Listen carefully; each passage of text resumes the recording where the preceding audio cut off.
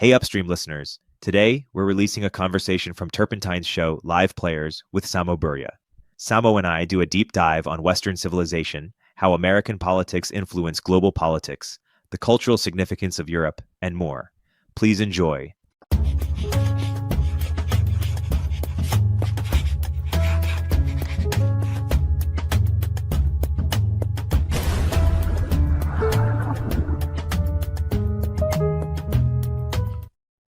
Let's start here. I just spent 10 days in Australia. And when they found out that I was from the States, they wanted to get my opinion on Trump right away. And people in Australia have opinions on Trump. And I don't have any opinions on Australian politicians. Can't even name who they are. And so it is sort of fascinating how important it is who's in power in the US to the rest of Europe and the broader Western sort of Anglo world. Why don't we talk about that phenomenon and sort of what's underneath it? We've seen many small indicators of this over the years, such as political interests in the US and political factions, ideological factions, take favorite countries that they hold up as models. And the countries they pick and favor as models are almost always other countries from the Western world. It almost never looks at countries outside of that. Even if the UAE is pretty objectively wealthy society, or if Saudi Arabia is an objectively wealthy society, you never really hear someone lift that up as an example of how the US should do things or how it should run things. The most exotic people are willing to go is suggesting that there are certain things about how Singapore is governed that we might want to emulate in the Western world. But interestingly, of course, Singapore is this strange fragment of the British Empire itself. English is a prominent language. It has both economic relations with the West and political alliances going back decades. Conservatives might think highly of Hungary's family policies. Progressives 10 or 20 years ago in the United States thought highly of the Scandinavian model. Now, as you point out, they usually couldn't say who, the Prime Minister of Australia is or the Prime Minister of Sweden, though occasionally Americans, cared about, to some extent, what Angela Merkel thought of U.S. politics, right? They occasionally cared about whether Orban is being endorsed or condemned, right? Progressives especially painted Orban as like a pseudo Putin-like figure, which I think he's not. He has much less power within Hungary than, say, Putin has within Russia. So even if one disagrees with their cultural politics, it's sort of still exists in the kind of Western, broadly democratic milieu. But people would bring up various countries as model countries all the time.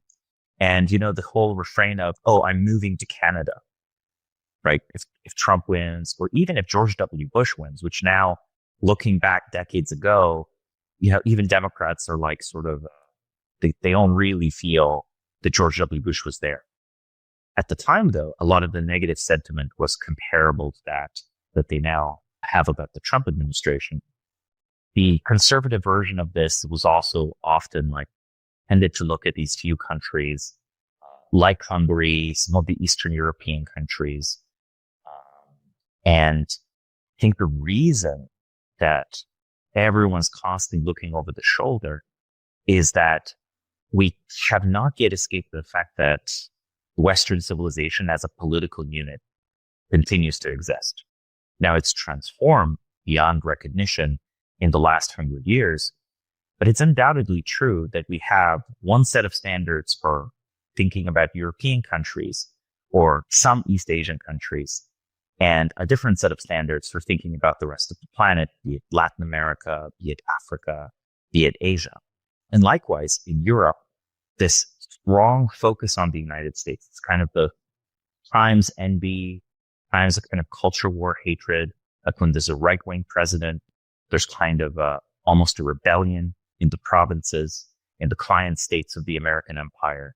Like there is unwavering focus and all ideological concepts. Like, for example, trans rights as a movement and liberal ideological priority started in the United States and was picked up by Europe.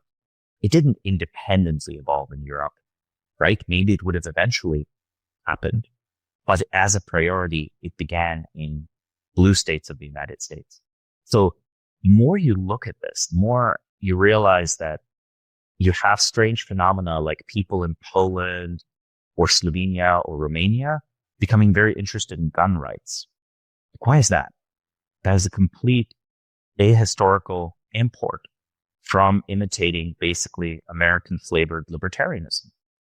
Why? Because the political diet they consume online is American or heavily geared towards US interests. So even when it's doing like a European take on American daily politics, that is a take on American daily politics, right? In a sense, the Western civilization is perhaps more a single unit today than it was 30 years ago because we all use the same websites. At least for now, X.com hasn't been banned. We all watch YouTube, Instagram. The single internet is no longer a global internet because China has its own very developed internet ecosystem, but it kind of is a Western internet with still only a minority of, say, people from India or from Nigeria participating. And when they do participate, they don't really drive the news or share interest. So it's not that a story from Nigeria would algorithmically become the dominant thing in your feed. Like that just will tend not to happen.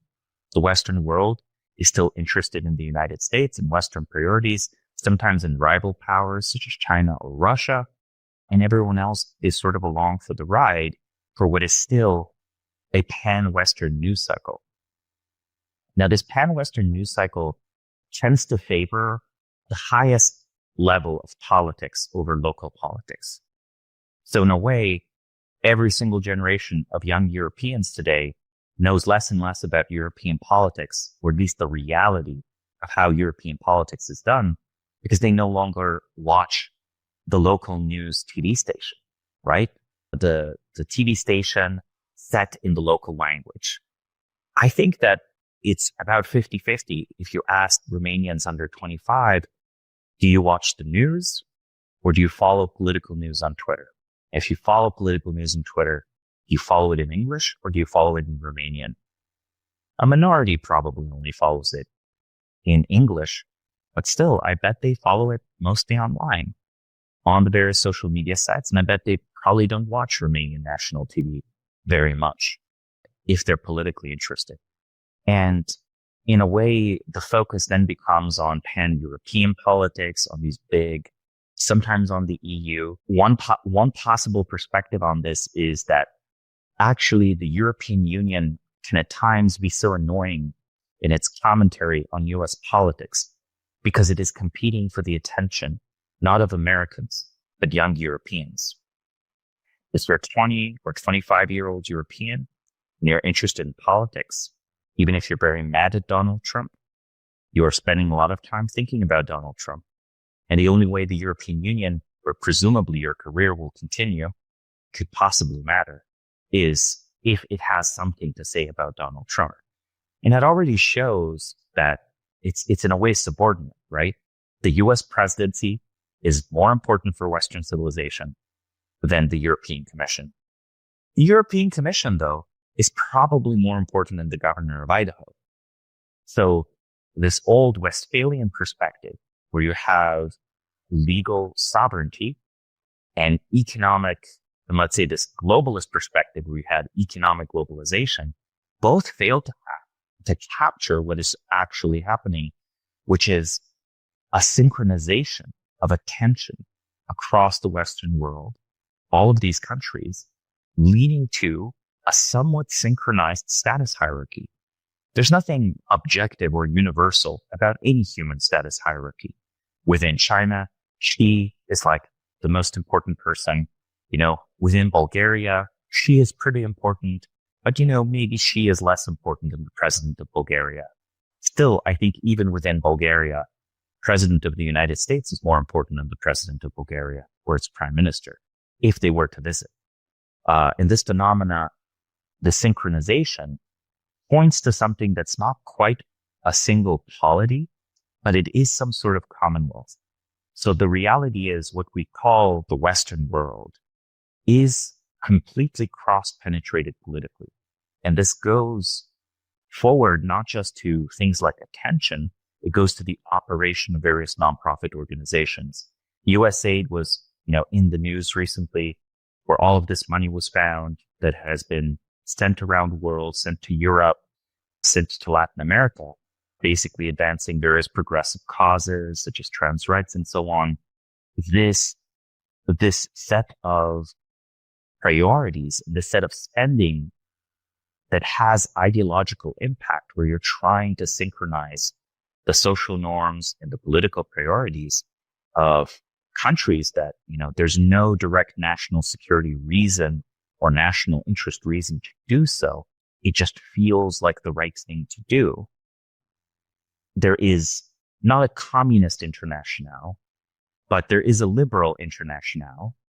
And in the last few years, there's now a conservative international.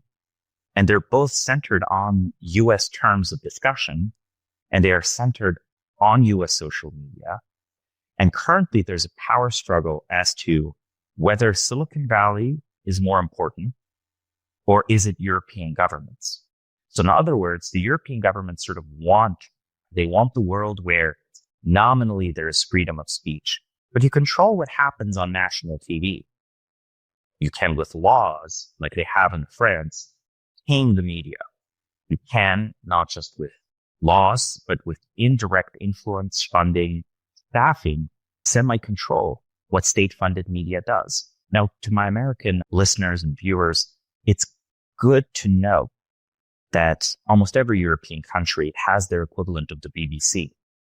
There is one news org speaking in the native language of the European country that is government funded. Also, of course, by the way, the BBC partially received its funding, not just from the British government, but from USAID. So there is something strange happening when the US is funding British state media. If you were thinking about it in a Westphalian nationalist way, there's nothing wrong with thinking about it that way, but politically, what we have is an elite level mesh, and then an algorithmic mesh, and then a series of economic, political, and military interdependencies centered on the United States and to a lesser extent on Atlanticist ties. And if we view this from the perspective of world history, I think we would come to the view that something like a very decentralized state has come into being. Let me put it this way. The politics, priorities, and geopolitics of Lithuania, Spain, Britain, Australia, Japan, and the United States are much more closely coordinated than the Kingdom of Bavaria and the Kingdom of Prussia were in the Holy Roman Empire. Yet when we draw the historical map of medieval Europe, while we acknowledge the Holy Roman Empire as a very decentralized state, we map it as one state. So there's no such thing on paper as a Western Union. But arguably, even when you compare, say, Portugal, Sweden, and Hungary, they have about as much in common with each other in terms of political priorities and economic strategy, even though they're all in the European Union, as they do with Australia, Canada, or the United States.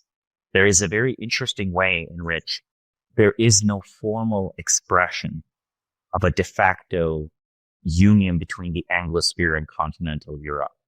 And currently, there's a cultural war that's being fought very viciously between the European governments, which are allied with blue state America, versus sort of red state America. And red state America trying to find allies within the coalition, such as Hungary and Italy, to side with them in these pan-Western culture wars. We'll continue our interview in a moment after a word from our sponsors. Even if you think it's a bit overhyped, AI is suddenly everywhere, from self-driving cars to molecular medicine to business efficiency. If it's not in your industry yet, it's coming fast. But AI needs a lot of speed and computing power. So how do you compete without costs spiraling out of control? Time to upgrade to the next generation of the cloud. Oracle Cloud Infrastructure, or OCI. OCI is a blazing fast and secure platform for your infrastructure, database, application development, plus all your AI and machine learning workloads. OCI costs 50% less for compute and 80% less for networking. So you're saving a pile of money.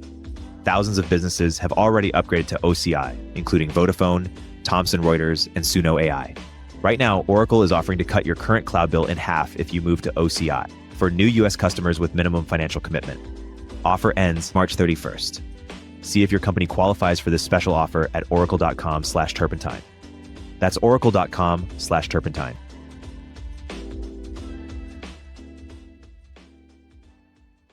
Every time I hop on the 101 freeway in SF, I look up at the various tech billboards and think, damn, Turpentine should definitely be up there.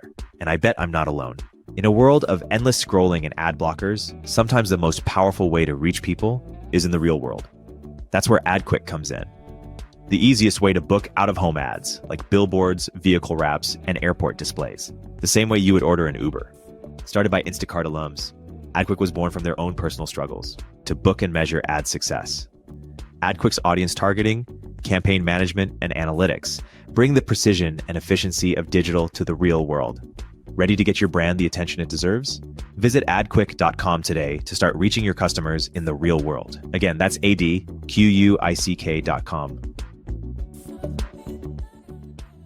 And how influential do you think Elon and sort of the broader, surging sort of right-wing sort of vibe shift will carry over to Europe? How big of an audience is there for it? I mean, do you think AfD or parties like it will win, or what do you think might be the impact here? I think the impact will be significant if X.com becomes much more popular among normal everyday Europeans. I think the majority of people are not yet using X for their news because at first it's sort of indignancy. Well, who are these foreigners to tell us how we should do things? I mean, it's the same for Americans, right? If Europeans critique you, the knee-jerk response is to immediately be anti-European. The Europeans' first knee-jerk response will be anti-American. But in this sense, things like J.D. Vance's Munich speech, where J.D. Vance points out something that Europe used to speak about plainly. He points out that actually Europe doesn't seem to be run as a democracy very much. It seems to be bureaucratically dominated. Europe used to talk about this 10 or 20 years ago. There was this term in use called the democratic deficit, where it was believed that the European Union needed to have democratic legitimacy and more democratic processes to be politically sustainable. They quietly stopped talking about it after the European Constitution key referendums. And at that point, I think they started quietly changing practical definition of democracy to be something rather different. And, in the speech, J.D. Vance pointed out that it's very hard to talk about common values if the Romanian election can just be canceled because they didn't like the result. And this isn't an EU election or an EU referendum. This is just the national election was just invalidated by a court for some amount of Russian meddling in it. But you know what? If 100,000 euros of Russian propaganda can invalidate your election, maybe your democracy is not that strong anyway. Maybe actually the speech space is extremely limited. And maybe the only reason the Russian propaganda is high impact is because it occasionally highlights things that the Romanian media or Western media chooses to ignore. The best way to defeat it would be to not ignore it, right? Don't leave weaknesses for foreign adversaries to point out, because the most devastating thing in the world is true propaganda. True propaganda is very effective because it's true. And even if it's selective truth, that still doesn't eliminate its impact. So anyway, the speech was notable because I don't think we've ever had a US president comment as directly into European politics. And I think in an almost, if we step back and look at this bigger political picture, what we're seeing is a push for social media growth, the growth of engagement and the growth of user time in Europe, centered on the US, the elimination of what was de facto almost like a great digital firewall of Europe, which allowed European governments to exert control over which stories were prioritized in European countries. In a way, it was inevitable they would be defeated unless they were European social media giants. They didn't go all the way into a digital Cold War. Now, it's possible that Europe will escalate this and that there will be a European great firewall, right, comparable to the firewall of China, and that they will create their own versions of social media companies centered in Europe. And I think while the Eurocrats would like this, it is going to be very difficult for them to change course towards allowing the creation of such powerful companies. Because think about it, even if you push out X and YouTube and all these American media now with their newly found free speech tendencies, right? Where free speech is good for engagement, it's good for user retention.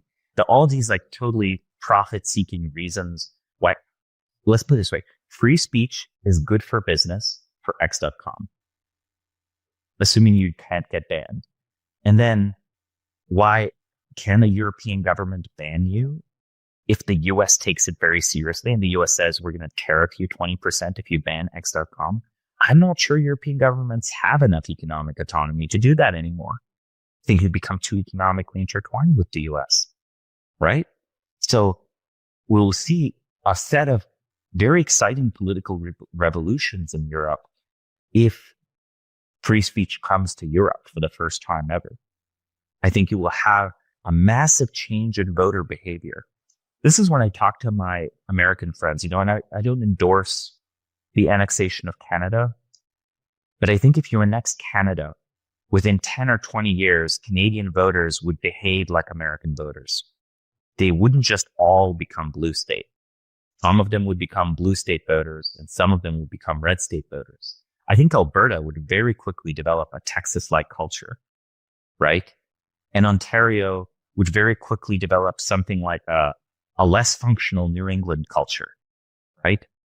And all of the talented Canadians would leave provincial and state politics to go into national US politics. And they would migrate to places like California and New York. And Canadians, you can't tell a Canadian from an American unless they tell you. Like, you can't. It's the most pre-assimilated nationality that exists in the world. Australians are much easier to spot. British people are easy to spot. Canadians, though, unless they tell you, you're not going to know they're Canadian. So why am I talking about this? I think we might see something very surprising where Europe might suddenly shift in a very libertarian direction, which will surprise everyone. And I think the reason is implicitly we assume that voter behavior regulates sort of state politics and policies. But I suspect the European voter is created by Europe, by European governments. The voter is created by government policy. So change the government policy, change the voters' preferences. And this is very, very strong. And this is secretly the reason why assimilation works. Because you take a voter from a place like Germany or from a place like Canada and you move them to the US. You know what? They stop voting for social democracy. Like, not immediately, but over a 10-year period. The data is very strong on this. Actually, if you imported 50 or 60 million voters from Europe, they would actually very quickly assimilate to US norms. But the same also goes the other way.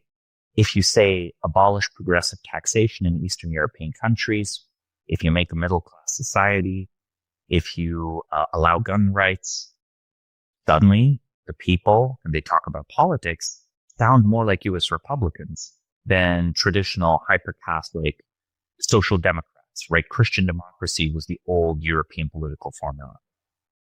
If the free speech dominoes start tipping over and free speech comes to Europe, I think European and American politics will be even more synchronized.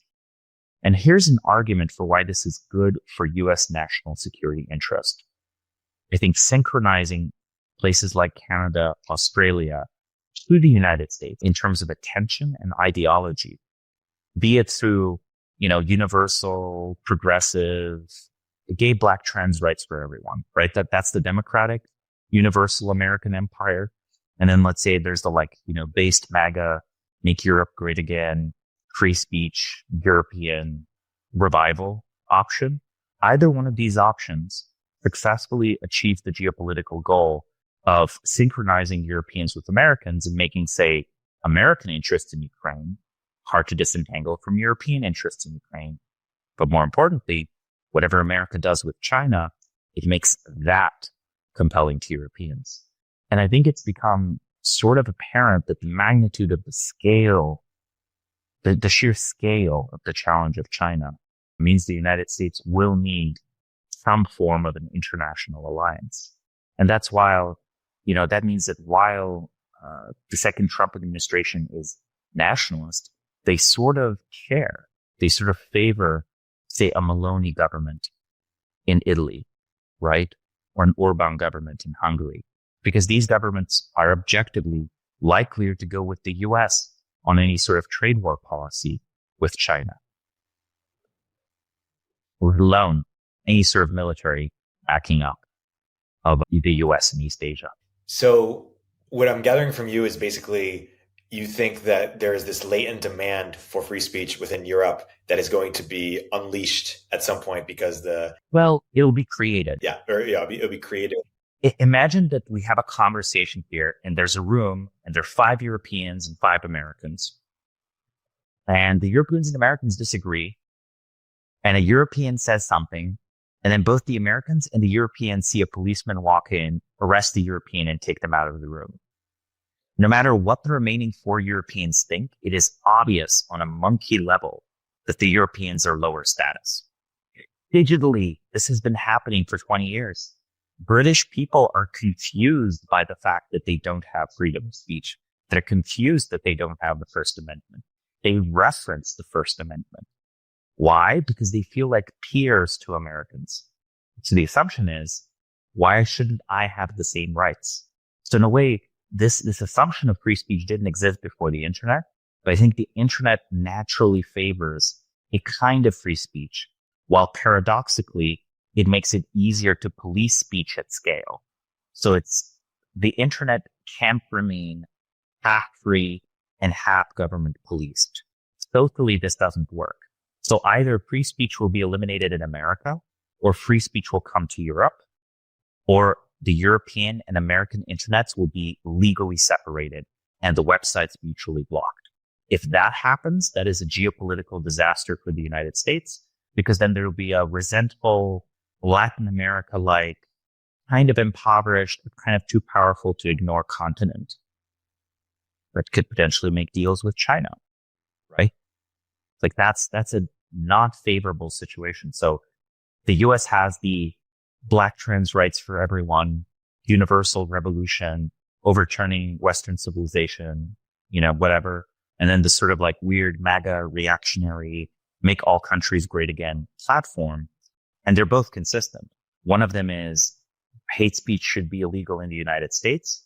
The other one is for Europe to be considered a democratic place with common values, it must have free speech.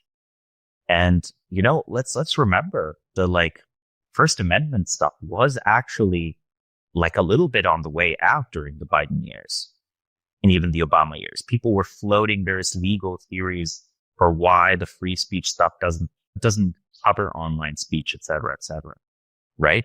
That was being done, and we should memory hold that. And I think this is the evidence here is very strong that political change in the United States is at this point inextricably linked from political change in Europe. And I think because of that, I think we should stop pretending that European countries are sovereign, because they're not. They don't have the ideological or intellectual preconditions for sovereignty. And this doesn't even necessarily mean that they are exploited or oppressed by the United States, because they have influence over US politics right back. Labor politicians being flown into the United States to work on Democratic Party campaigns. I don't know about you, but that sounds way more involved than 100,000 euros of media spend of Russia in Romania. It feels to me that the vassal states, the client states of the United States, be they places like Canada, like Europe, like Saudi Arabia, like Israel, like Australia, have a surprising amount of influence on American politics. They have a voice. It's just the voice is not coming directly from the citizens. It's coming from the elite classes of these countries. Yeah, fascinating. Yeah, the influence on domestic politics is important. Well, it's interesting because when we learned in the US is that a heavy censorship regime was covering up this sort of big pushback to a lot of wokeness or overly progressive ideas and policies. Basically, there's a question of if and when there is just much more free speech in Europe, are we basically going to find out that there's been this groundswell of, or is there like much more left-wing populism than we thought? Like, what are we going to find out when we can find out what everyone thinks, basically? I think in Europe, almost all of the key political authorities have been trying to tamper down on basically right-wing populism. So if you introduce free speech to Europe, Europe automatically goes more right-wing. Depending on the country, it might go economically right-wing or it might not. The key problem with Europe is the same problem Japan has, which is gray democracy. It'll be relatively easy to win votes. What do I mean by gray democracy? We could call it silver democracy. The median voter is very old. Old people will not vote to defund the welfare state because old people are beneficiaries of the European welfare state. And, this hits these older problems where I think some amount of deregulation could happen, some amount of economic growth, some amount of a nuclear buildup, some amount of rearmament. But fundamentally, I think Europe will continue, just because of the older voters, to have a very welfarist model. However, cultural shift rightward is almost certain, because there have been massive cover-ups, right? Stuff like the Rotherham scandals in Britain, things like various shady aspects of the meddling of the German intelligence agencies into German electoral politics, and in fact, electoral politics in multiple European countries, and so on. This is stuff that Europeans did not know about. And let's be real, it's stuff that Americans didn't know about 5 minutes ago until it was brought into attention by Elon and the algorithms of X.com. I think there's this really interesting political experiment here where I think we might see a very rapid change in priorities in Europe. Political identities are so fluid as well. Very few people have consistent memories about even who they voted a few years ago. It sounds funny. You would think people could recollect this accurately. But when studies were done, like literally polling the same people over and over again, their story of who they voted for a few years ago changed. So when you did longitudinal voter behavior studies, the voters who themselves, like in 1977, would say, I voted for this guy or that guy. I voted for Reagan, or I voted for George W. Bush, or I voted for Clinton. Their stories tend to change over time to match their current identity. And I don't think they're even lying to the pollsters. I think they just sort of retcon themselves as, I've always been a left-wing voter, or I've always been a right-wing voter, or the party changed, I didn't change. So I think in Europe, the attribution will be to a sudden new development. And the reality, though, is that the voter behavior will be co-created with the new environment. So I really think that there is demand for change in Europe. There is no understanding of any kind of the causes of the economic, political, and social problems faced by Europe. And there is no understanding as to how downstream European politics has been of American geopolitics. So there will not be an accurate interpretation for the causes and consequences of the problems, but there will be an accurate understanding that the problems are very significant. And there will be a shift in priorities towards, let's call it the style of not quite Malay, more like something like national greatness populism. So there'll be less government efficiency stuff more, hey, we should secure our borders. We should rearm. We should achieve energy independence. We should drop the green agenda. I think a lot of the European political sites will be fighting the green agenda, sort of like, anti-immigration versus pro-environment, implicitly multicultural thing. I think that'll be a political fight. So I guess what I was curious about is there mass support for something different in Europe that there isn't mass support for in the US? I think we'll see very soon. The German elections are coming up. The British elections are coming up. I don't think anyone knows if enough Germans are using X.com for the AfD to have made significant gains because of X.com. But we know enough people in Britain use X.com. So if there's a massive swing away from the establishment parties in the UK, I think that is evidence that the same will be true of other European countries once those barriers are removed. And again, I'm emphasizing, let's put it this way. I think COVID has demonstrated that citizens around the world, be it China, America, or Sweden, just comply with governments by default. So it's not like that there's pressure that's held down. It's just that certain information is not available. And if this information is brought to their attention by the algorithmic systems, people's preferences will change and produce the political fuel needed for the transformation. So it's like, I keep harping on this in different ways, but I think it's extremely important to understand that I think in the modern information landscape, voters are extremely malleable. And it's only a question of who gets to have the tools to influence it. And I do think the voters would prefer to know these things. So I think that, after the transformation happens, the Europeans will be very happy that it happened. But unless it happens, they won't be missing anything. And those governments will not be in danger, if that makes sense. So they'll be happy to have addressed the compounding injustices and dysfunction of the last 50 or so years of Western style, normal, liberal politics. But unless that's pointed out to them, they're not going to really do anything about it.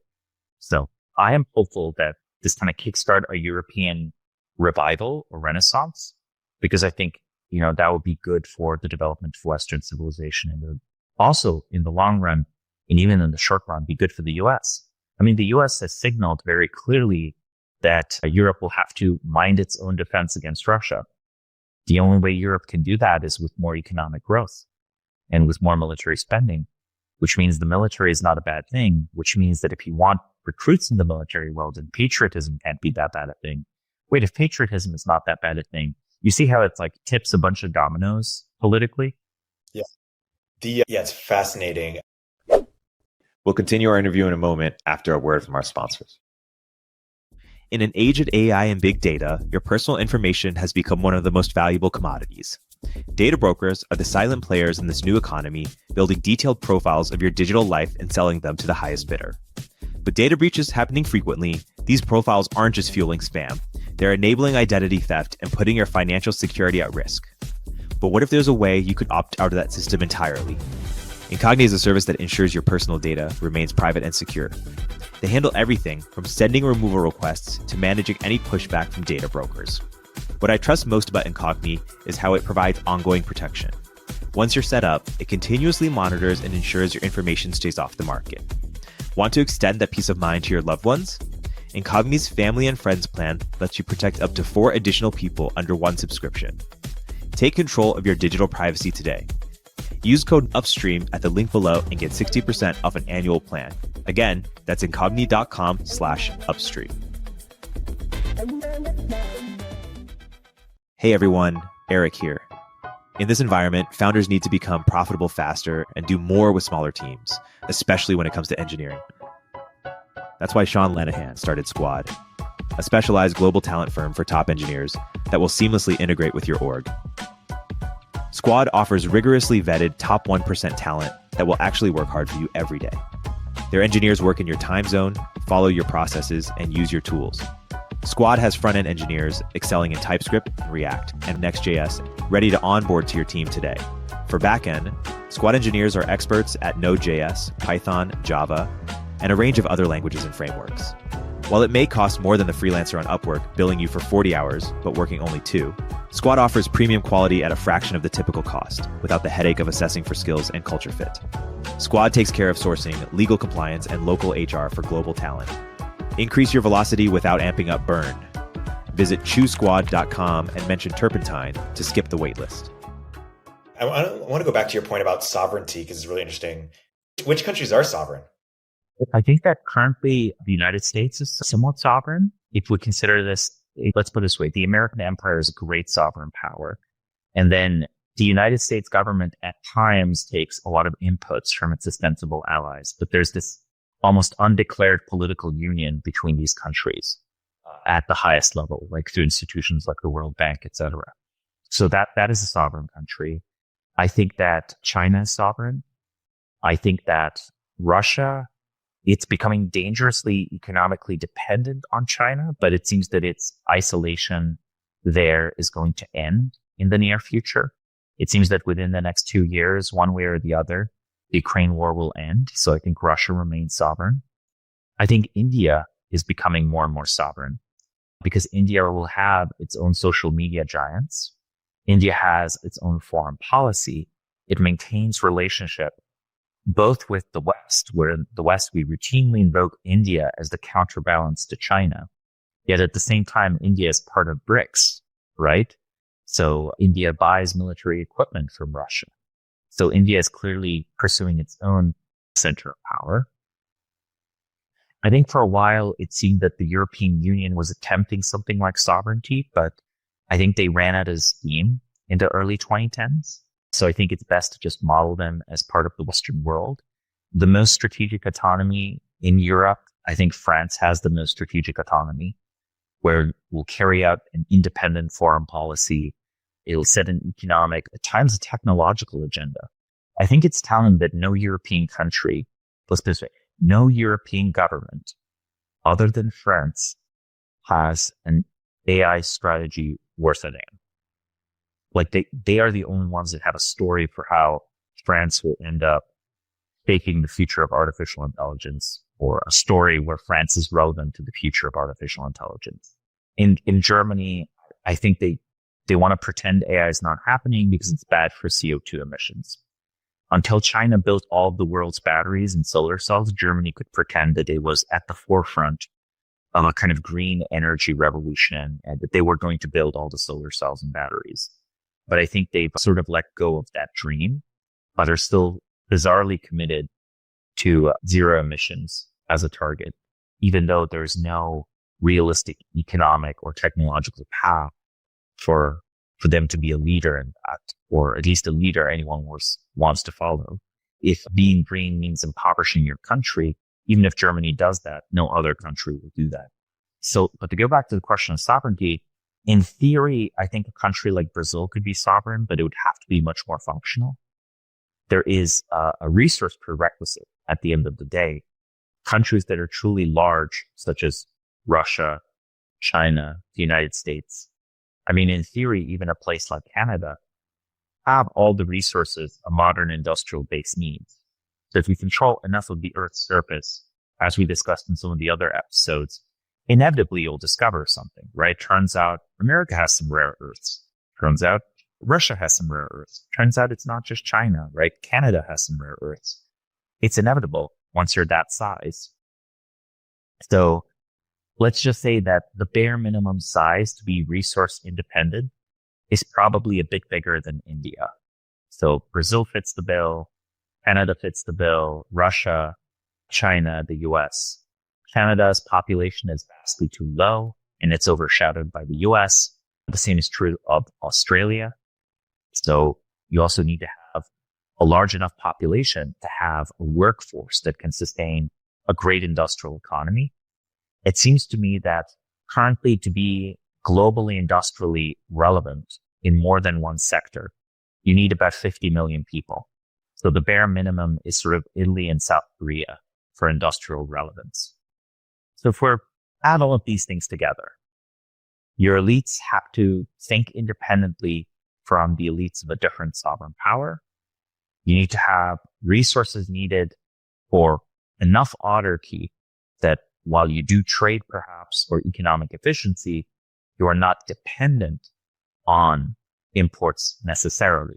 Say China might import oil from the Middle East, but it has enough shale oil and it's electrifying its fleet of cars fast enough that were war to break out, they could pump oil in mainland China to sustain themselves and not have famine.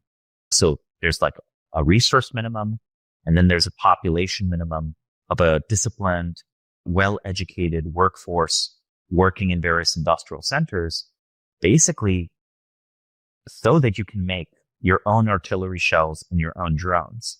The example of South Korea wasn't random. You remember South Korea, first off, South Korea makes drones that China doesn't. China makes more drones than South Korea, but South Korea can independently make drones. Second, you probably recall that North Korea was sending artillery shells to the Russians, and South Korea was sending many artillery shells to the Ukrainians. It wasn't the US that manufactures even its own artillery shells. The US was paying South Korea for South Korea to manufacture artillery shells to give them to Ukraine. So,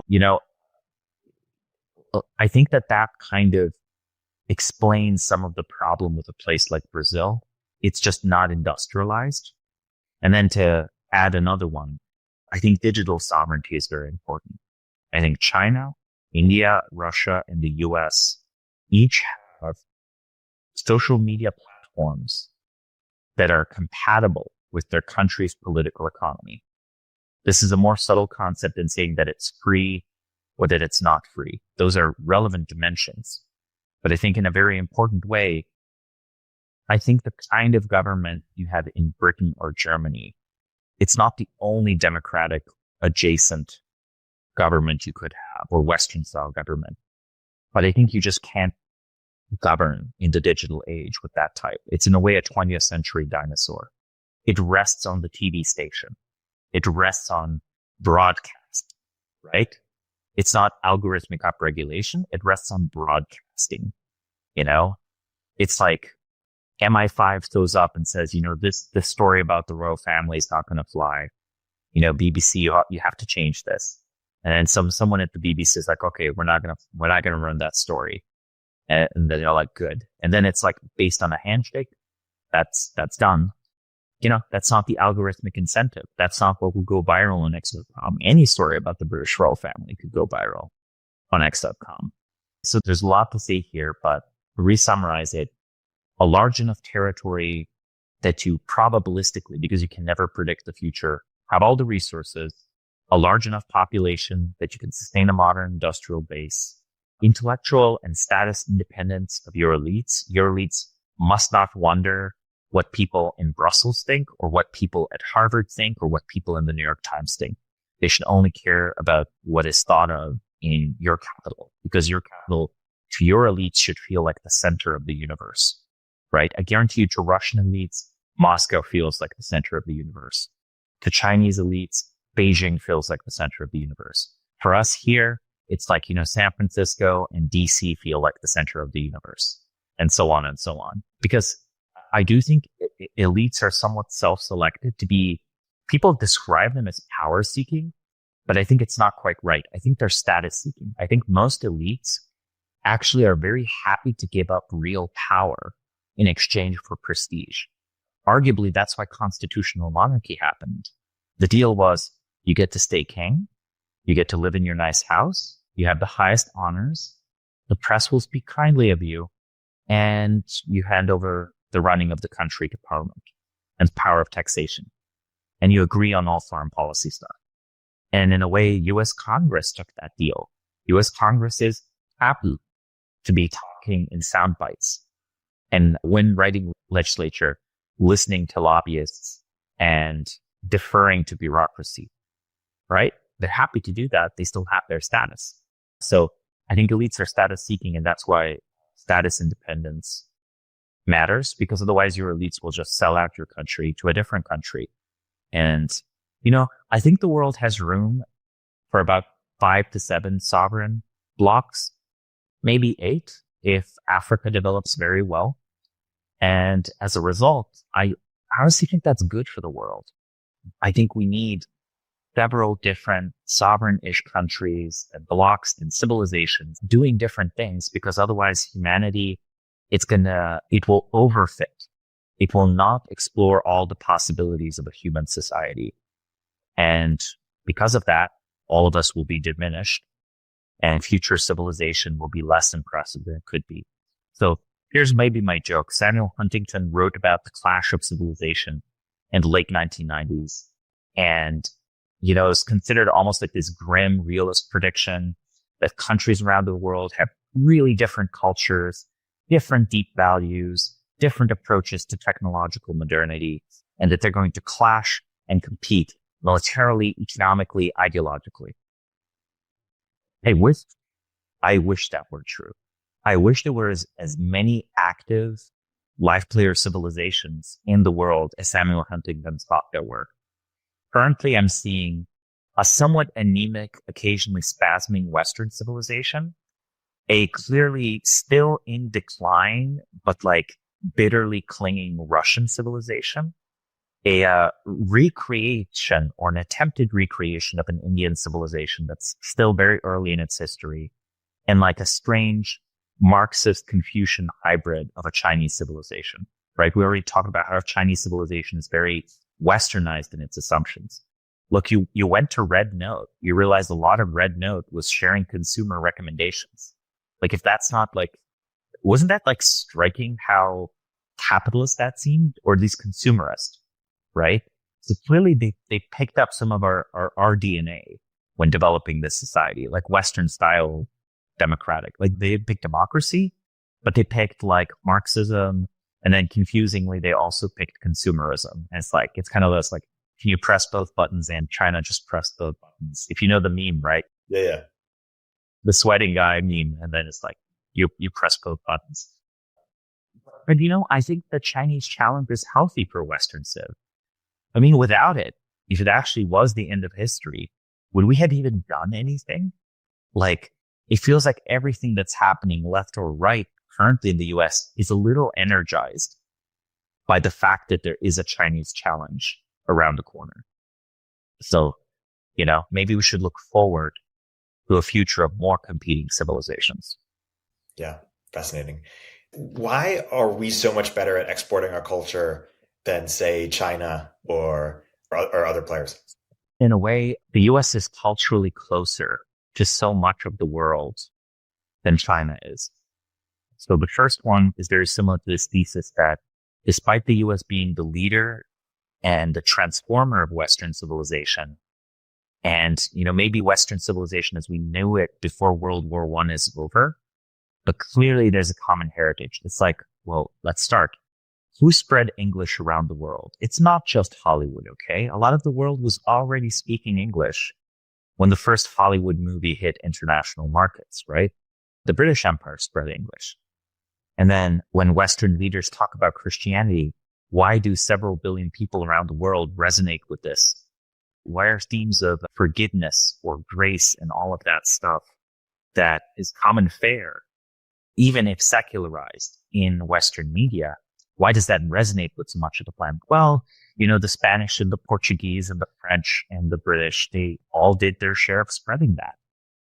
And then we add to this that the US was a leader in the development of information technology and entertainment, because it was the most commercial society. The US was the first society to truly deeply commercialize cultural production. Like, Hollywood was a world historical development, but Broadway was a historical development, right? Broadway is a different mode of cultural production than, say, Russian ballet or German opera. And of course, Russian ballet and German opera were very influential, including influencing Hollywood and Broadway and all of that. But I think it was the power of basically free market cultural production that just produced stuff that was extremely profitable. So that's the third reason. And then I think free speech genuinely helps with the commercialization of culture. And also, you can still have dumb studios. Like, let's be real. Disney execs probably have lost the plot. They probably don't know what the people want. So even in a semi-free speech, free market environment, it's possible for the cultural titans to lose touch with what actually works. Cultural titans, even in a free market environment, but all else equal, a sort of free market, free speech environment allows for cultural startups and allows for churn and allows for the commercialization of new culture. So I think these are the reasons. And let's not lose sight of the reason that humans, I think we tend to deny it, but we always admire military power. I don't think Roman culture would be admired for so long with things like Stoicism, etc. That's like, kind of their take on Greek philosophy and so on, or Roman law. I don't think people would emulate it unless they had a weird intuition that something about Roman culture leads to military greatness. Let's put it this way, the, legionary's broom helmet or whatever that Hollywood invokes of humanity's great symbols of military power. You have that, and you have the medieval knight, and you have the American aircraft carrier. When China recently put like this video of a carrier group, a Chinese carrier group on social media, many Chinese citizens falsely thought it was an American carrier group. Now, this is concerning, right? In the sense that it means that, China has a strong navy. But it's kind of interesting that even the Chinese, which are predisposed to believe in Chinese national greatness, when they see an aircraft carrier accompanied by other ships, like, whose country is that? Well, that's America, right? That's America. That's what feels like America. That and Chinese pilots having Top Gun references, right? That is not just the genius of Hollywood, okay? That is the genius of the jet aircraft and the aircraft carrier. So there's a way in which military power directly translates into cultural power that I think we want to deny because we want to pretend we're a much more peace-loving species than we are. But the truth is, any country or culture that is militarily formidable will inspire admiration, not just of their military, but of whatever culture they have. I mean, Erik, isn't the ultimate evidence of this thousands of years of people vaguely loving Sparta? Yeah. Incredible. Right? That's almost all a side effect of their military. If you just rewrote Spartan history and add at the end, and they were military losers, I think there would be no Sparta admiration or love. And they would have all of those good things of equal, relative equality between the citizens, harsh, serious upbringing, etc. No, it's admiration of martial culture with more steps. So I think this is what the US has going for it. I think this is why the US remains a cultural giant. And in fact, I think people will admire the US for 1,000 years after one day its civilization inevitably fails. Because, all countries have a golden age that ends. Right. Whether it's 100 years out or 1,000 years out. Exactly. Samo, thank you as always for a great discussion. And until next time. Upstream with Erik Torenberg is a show from Turpentine, the podcast network behind Moment of Zen and Cognitive Revolution. If you like the episode, please leave a review in the Apple Store.